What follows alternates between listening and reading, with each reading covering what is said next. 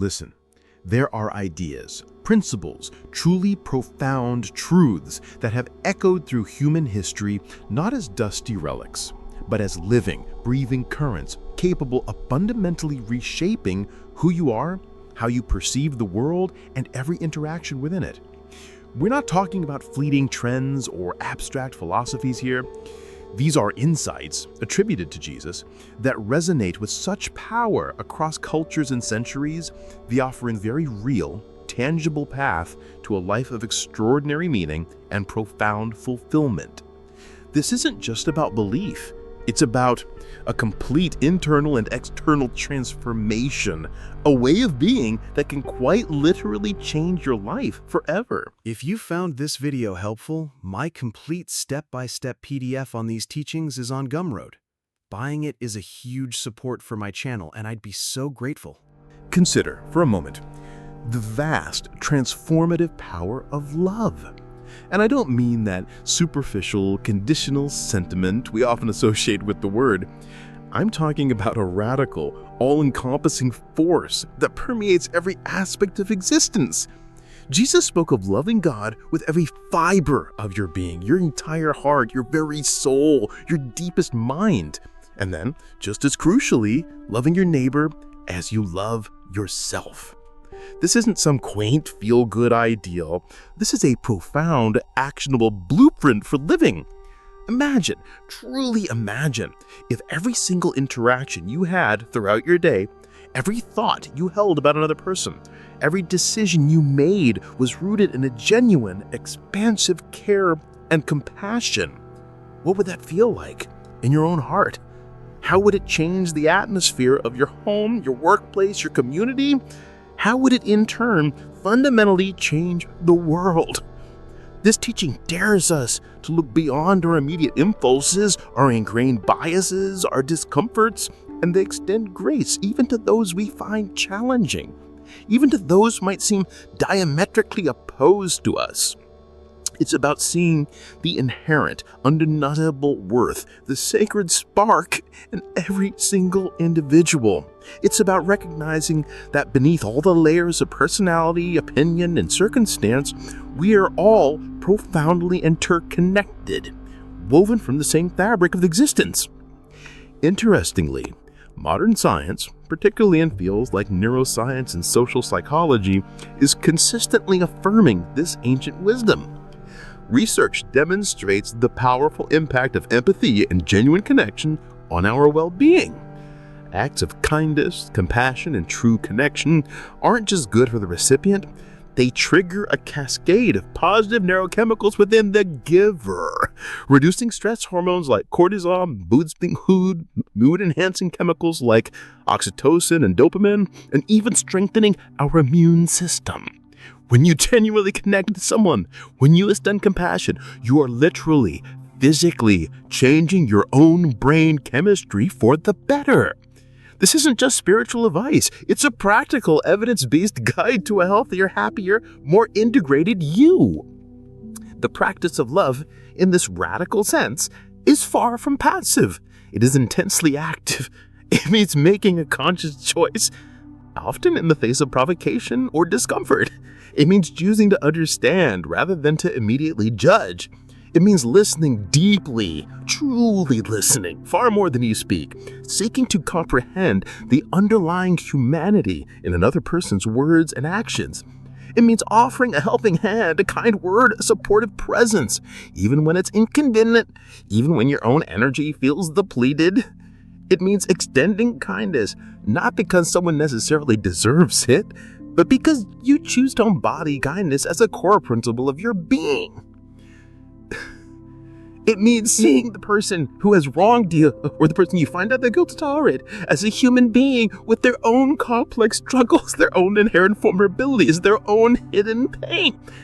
When you genuinely love your neighbor as yourself, you begin to treat them with the same profound consideration, the same unwavering patience, the same deep desire for their well-being that you inherently hold for yourself. This is profoundly difficult. It demands discipline, immense self-awareness, and a constant conscious choice.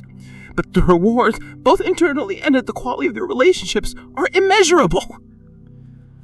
This radical love, this agape love, stretches even to those we might consider our enemies. Imagine that, loving your enemies, praying for those who persecute you. This isn't a soft option. It's a revolutionary act that utterly flips our natural, primitive human response on its head. Our ingrained instinct often is to retaliate, to seek revenge, to nurse grievances, to build walls. But Jesus proposed a fundamentally different path. He suggested that true power lies not in overcoming an enemy by force, by dominance, or by destruction, but by transforming the entire relationship, the entire dynamic, through the irresistible force of love. This does not, and I want to be absolutely clear, mean condoning harmful behavior or allowing yourself to be a doormat. It means refusing to allow bitterness, hatred, and resentment to consume you. It means breaking the relentless, self-perpetuating cycle of aggression, vengeance, and conflict. When you respond to hatred, to anger, to aggression, with compassion, with a genuine desire for peace, you introduce an element that the aggressor is fundamentally not expecting. You disarm them, not with a weapon of war, but with the quiet, potent power of an open heart. This is incredibly challenging, perhaps the most difficult of all the teachings to embody fully. Yet it holds the deepest key to true, lasting peace, both within our own souls and ultimately in the larger world. It's a path that asks us to rise above the impulse for an eye, and to instead sow seeds of peace, even in barren ground. And then there is the profound, often misunderstood, and utterly liberating concept of forgiveness.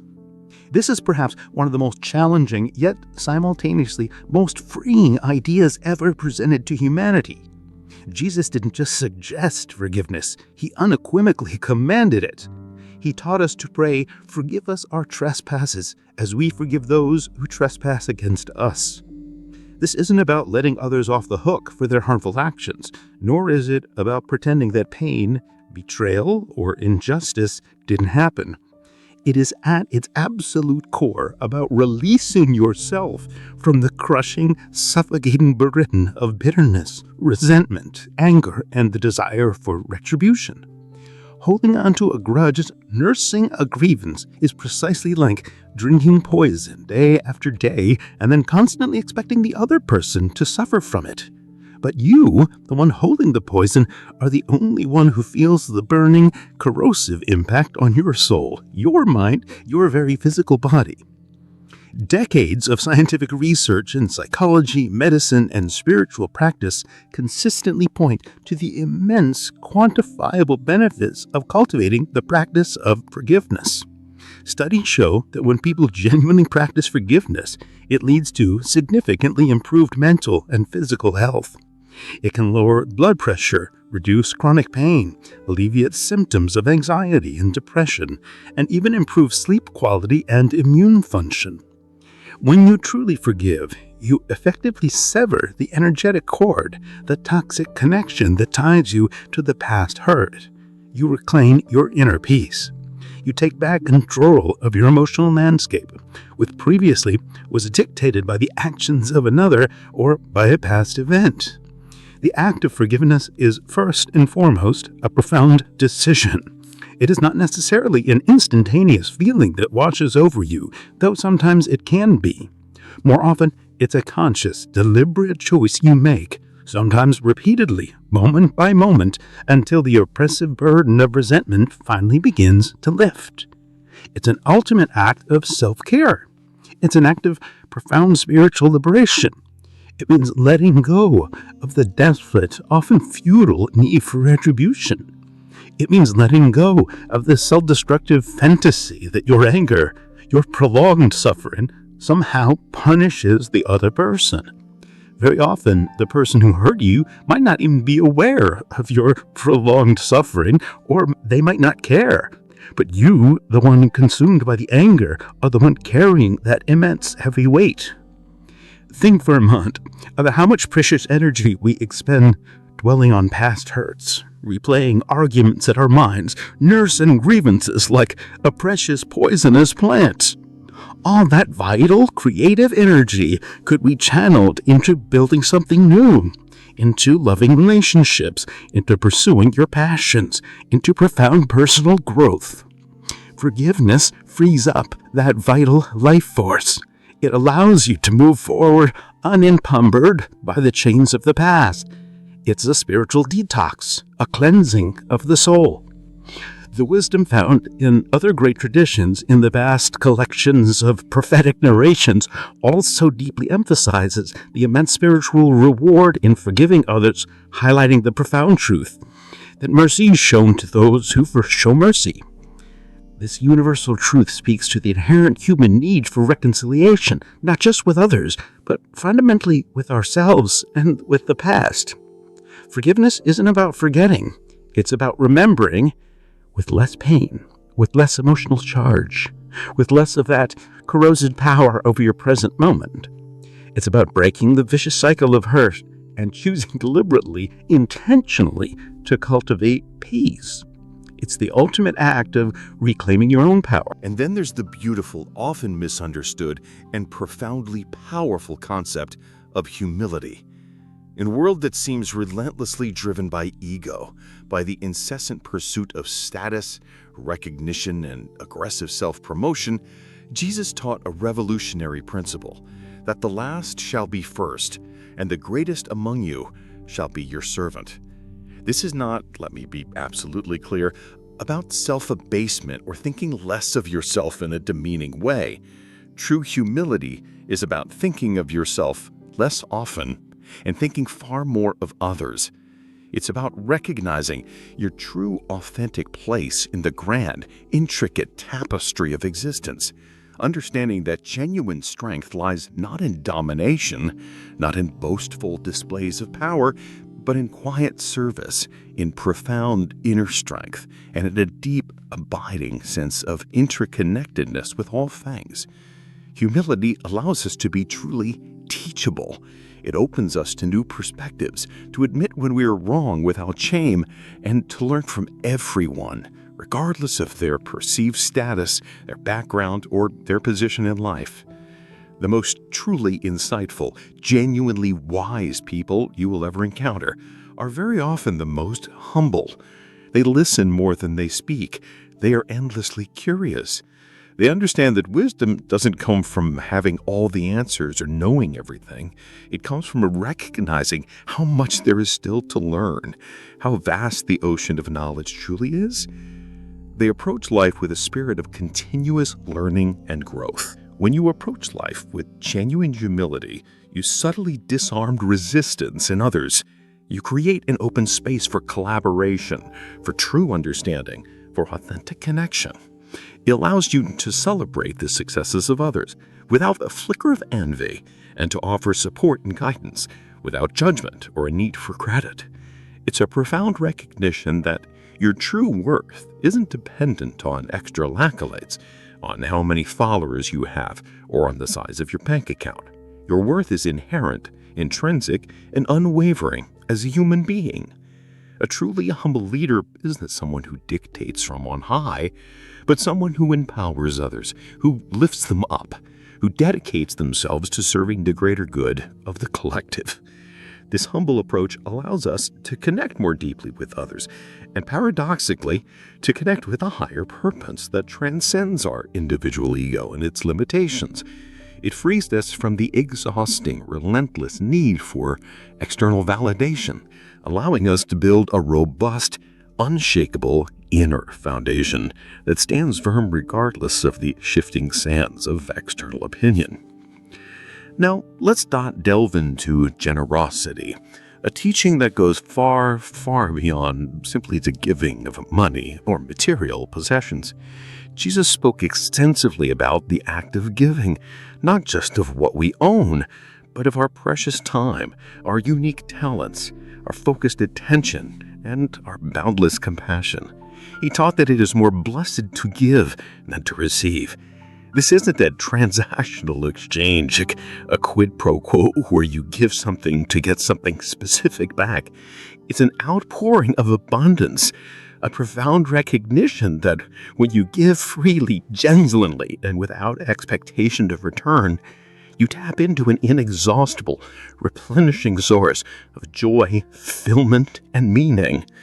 Think about the last time you truly gave something of yourself, not just materially. Perhaps you gave your focused time to listen deeply to a friend in distress. Perhaps you shared your unique expertise to help someone struggling with a task.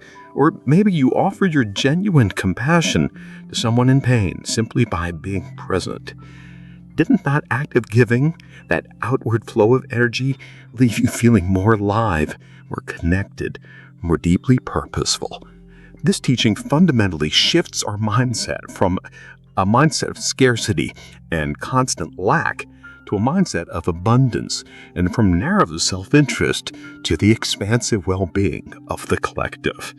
When we live from a place of generosity, we are constantly reminded that there is always enough, that our own resources, whether material, emotional, or spiritual, are not diminished, but replenished and even amplified when we share them.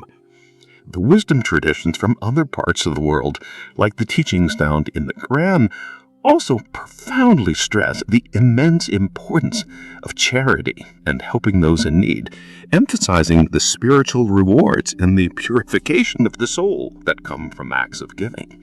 It highlights that the act of giving is a powerful reflection of gratitude and a profound means of fostering social cohesion, building stronger, more compassionate communities.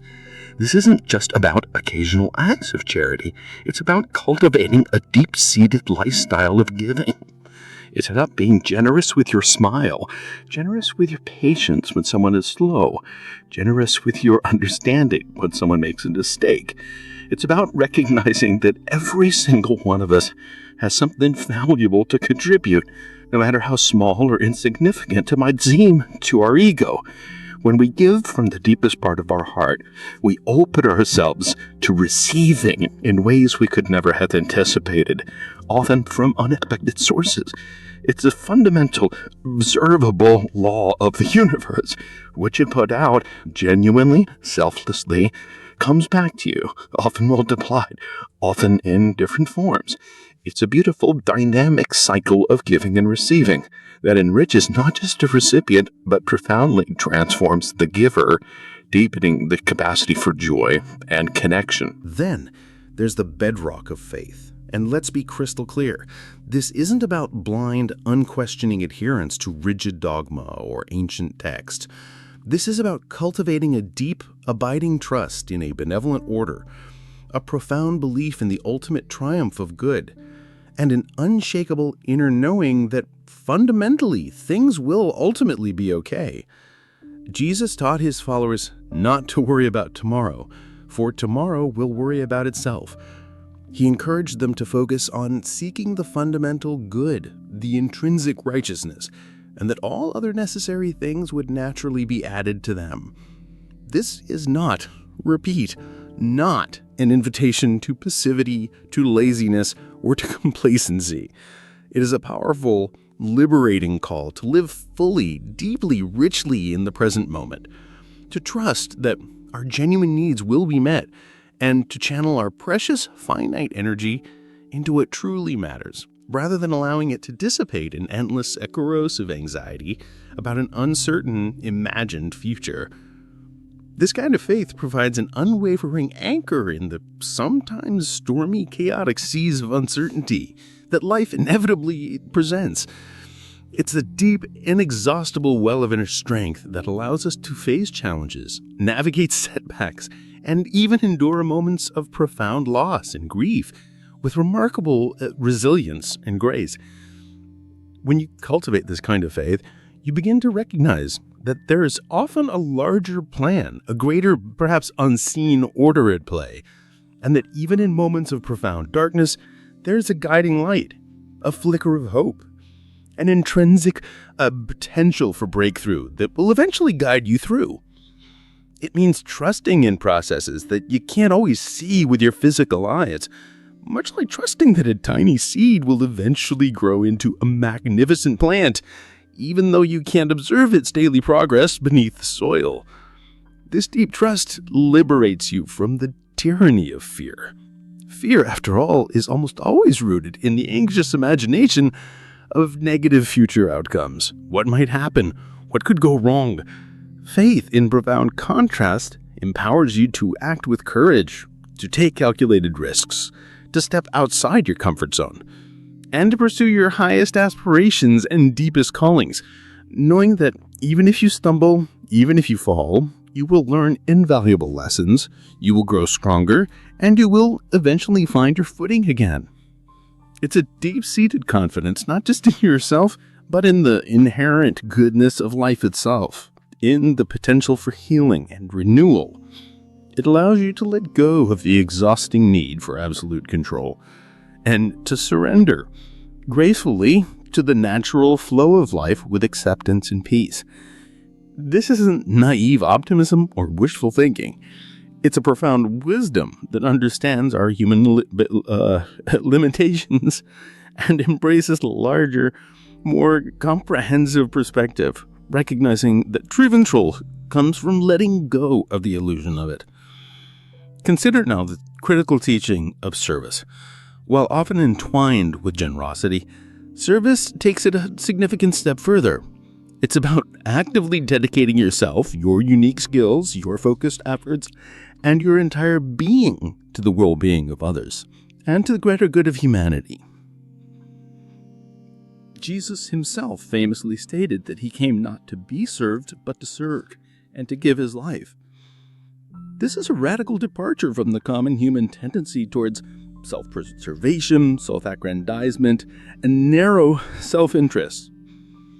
It proposes a revolutionary idea that true, lasting fulfillment is not found in accumulating wealth, power, or accolades for oneself, but in actively contributing to the flourishing of the community, of all humanity, and of life itself.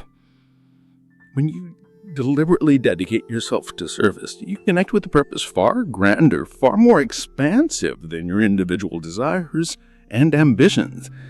You become an indispensable part of something larger than yourself, a vital thread in the tapestry of human progress. This profound sense of meaning, this deeply felt purpose of contributing to something worthwhile, is a powerful antidote to feelings of emptiness, aimlessness, or existential ennui. Whether it's volunteering your precious time, using your professional skills to uplift those less fortunate, advocating for justice and equity, mentoring a younger person, or simply being a consistent source of comfort, support, and light for your loved ones, acts of service profoundly enrich not only the lives of those you serve, but immeasurably enrich your own. It broadens your perspective, cultivates profound empathy, and reveals the undeniable interconnectedness of all beings. The most profound, soul-satisfying sense of meaning and purpose often comes when we step outside of our own immediate concerns and contribute selflessly to the well-being of others. It's in giving away our very best, in pouring ourselves out for a cause greater than our own, that we paradoxically discover our truest, most authentic selves and our deepest capabilities. Another deeply transformative teaching, often highlighted by Jesus, is about the inner kingdom. He often spoke of the kingdom of God, not as a distant, faraway place or a future reward, but as something that is startlingly within you. This fundamentally shifts the focus from external seeking to profound internal discovery. It implies that true peace, true joy, true connection to the divine, and true fulfillment are not found in outward rituals, in material possessions, in external achievements, or in the approval of others. They are found instead in the silent, sacred depths of our own being. This resonates powerfully with modern mindfulness practices, contemplative traditions, and contemporary psychological insights into the power of self-awareness and inner cultivation. It's about cultivating an inner sanctuary, a place of profound stillness, clarity, and unshakable peace, regardless of the chaos, noise, or challenges of the external world. When you truly grasp the concept that the kingdom is within, you begin to understand that your peace, your happiness, your sense of well-being are not ultimately dependent on external circumstances, but are fundamentally dependent on your internal state, your mental landscape, and your emotional equilibrium. It's about cultivating a rich, vibrant inner life. We are deeply connected to your core values, your intuitive wisdom, and an unwavering sense of belonging to something infinite. This is where you discover true freedom.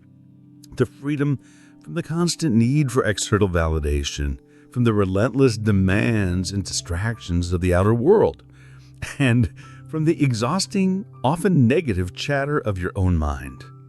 It's about recognizing your own intrinsic divine essence and consciously choosing to live from that sacred, powerful place. This profound understanding, this shift in perspective, changes absolutely everything. It tells you that you are already complete, already whole, already worthy, and that the treasure you have been tirelessly seeking out there is in fact right here within you, waiting to be discovered and unleashed. And consider the crucial teaching of truth and authenticity. Jesus consistently challenged hypocrisy, superficiality, and pretense, and instead courageously encouraged living with profound integrity. He spoke famously of knowing the truth and how that truth would undeniably set you free. This teaching is deeply about living in unwavering alignment with your deepest values, speaking your truth openly and honestly, but always with love and compassion, and embodying absolute authenticity in all your interactions, both with others and with yourself. In a world too often filled with facades, social masks, performative gestures, and superficial connections, living truthfully is an act of immense courage and quiet revolution. It means choosing to be real, to be vulnerable, even when it feels uncomfortable, even when it exposes you to potential judgment. It means acknowledging your own vulnerabilities, your own imperfections, your own ongoing struggles, and fully embracing your authentic, unique self with all its beautiful complexity. When you commit to living truthfully, you build something priceless. Genuine trust, first and foremost, with yourself, and then inevitably with others. You effectively eliminate the exhausting inner conflict, the cognitive dissonance that arises from constantly trying to pretend to be someone you're not, and try to meet external expectations that don't align with your soul. This brings a tremendous sense of liberation and profound inner peace. It allows you to form deeper, far more meaningful relationships built on unwavering honesty, mutual respect, and genuine understanding. Living authentically also means having the courage to recognize and consciously shed the masks we wear, the rigid roles we play, and the often suffocating expectations we try relentlessly to meet. It's about being unyieldingly true to your unique self, your unique path, your unique purpose, and your unique expression in the world. This commitment to truth isn't always easy. It often requires navigating uncomfortable conversations and making difficult choices. But it is unequivocally the only path to genuine freedom, true self-acceptance, and a life lived without regret. Let's delve deeper into perseverance and resilience. While not always explicitly articulated as a separate standalone teaching in every parable, The spirit of endurance, of fortitude, is profoundly woven throughout the narrative of Jesus' own life and the entirety of his teachings. He spoke of those who endure to the end, of facing trials and tribulations with unwavering faith, and of their steadfastness and spiritual grit required to truly walk his path. Life, as we all know, inevitably presents each of us with challenges, with heartbreaking setbacks, with moments of profound difficulty, loss, and even suffering. But teaching here is that we will not somehow be exempt from pain or hardship. The profound lesson is that our conscious response to suffering, our attitude in the face of adversity, of what ultimately defines us, it shapes us and reveals our true character. It's about cultivating an inner strength, an unshakable core that allows you to weather the most violent storms, to learn from your falls and mistakes, and to keep moving forward, deliberately, persistently, even when the path ahead is utterly unclear or appears fraught with unsurmountable obstacles. It's about embracing resilience, that remarkable ability to not just bounce back from adversity, but to actually grow stronger, wiser, and more compassionate through the experience itself. Every challenge, every perceived failure, every moment of difficulty is in truth a disguised opportunity for profound growth, a chance to keep in your character, to forge inner steel, and to discover reservoirs of strength, courage, and wisdom that you never even knew you possessed.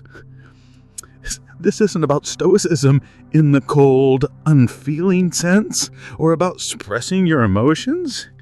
It's about acknowledging your pain fully, allowing yourself to feel it, processing it in a healthy way, and then consciously choosing to move forward with renewed courage, unwavering determination, and a deeper understanding of yourself and world. It's about the profound conviction that even in the darkest, most desolate moments, there is a hidden lesson, a pathway to deeper wisdom, and an inherent reason to continue striving for what is good, what is true, and what is beautiful.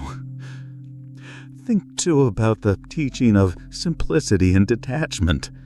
Jesus consistently challenged the widespread notion that material wealth, worldly possessions, or external accumulation are the ultimate sources of true happiness, security, or fulfillment.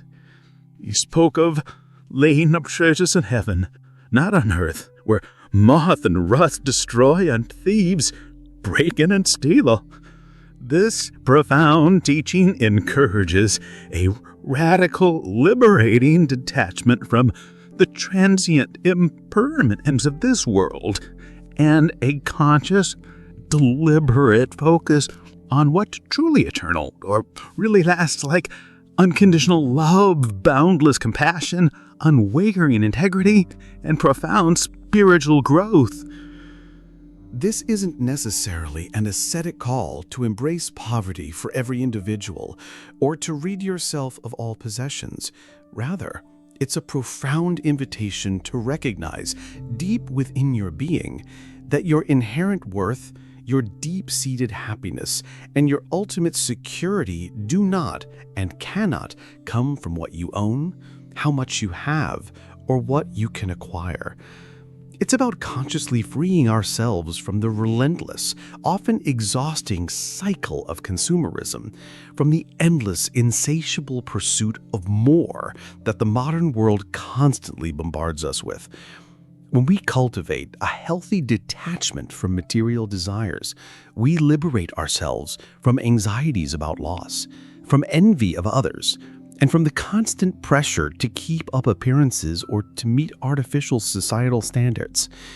We learn to find profound contentment in less, to deeply appreciate the simple, often overlooked gifts of life, and to consciously prioritize experiences, genuine connection, and meaningful relationships over the mere accumulation of possessions. This radical simplicity allows us to live more freely, with less burden, with less mental clutter, and to cultivate a much deeper, more authentic sense of gratitude through what we already have, for the present moment itself. It fundamentally shifts our focus from relentless accumulation to profound appreciation, from constantly wanting to simply being, fully and joyfully in the now. This detachment isn't about being unfeeling or indifferent. It's about being profoundly discerning, understanding with crystal clarity what truly matters in the grand scheme of life, and consciously letting go of what binds us to external validations and fleeting pleasures. Let us consider the profound importance of patience. While not always explicitly listed as a standalone commandment, patience is the quiet, unwavering undercurrent that flows through almost all of Jesus' teachings and parables. It is the spiritual muscle that enables love to endure, forgiveness to take root, faith to hold steady, and perseverance to ultimately bear fruit. In a world obsessed with instant gratification, with immediate results, with constant forward momentum, the call for patience is a radical countercultural act. It is patience with ourselves, understanding that personal growth and transformation are not linear or instantaneous processes, but often slow, winding journeys with detours and regressions.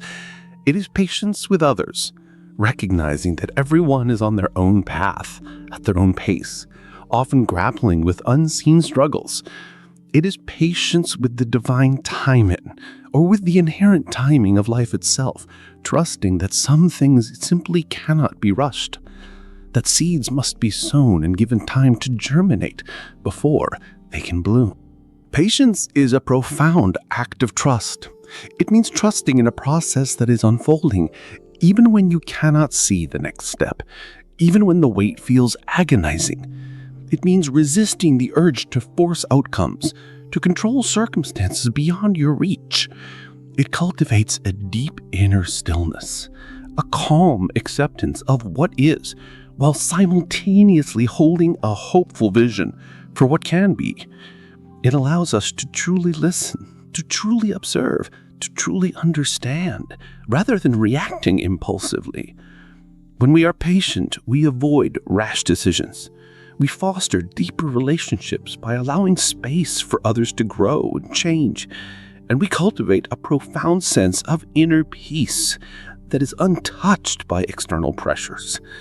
It's the quiet strength that allows us to plant trees whose shade we may never sit under, to commit to long-term goals without immediate reward, and to truly be present in each moment, knowing that life unfolds in its own wise rhythm.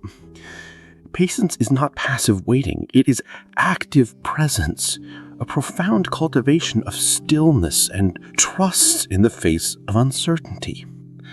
And finally, let's reflect on the profound teaching of joy. Not mere happiness, which is often fleeting and dependent on external circumstances, but a deeper, abiding joy that transcends circumstances, trials, and even suffering.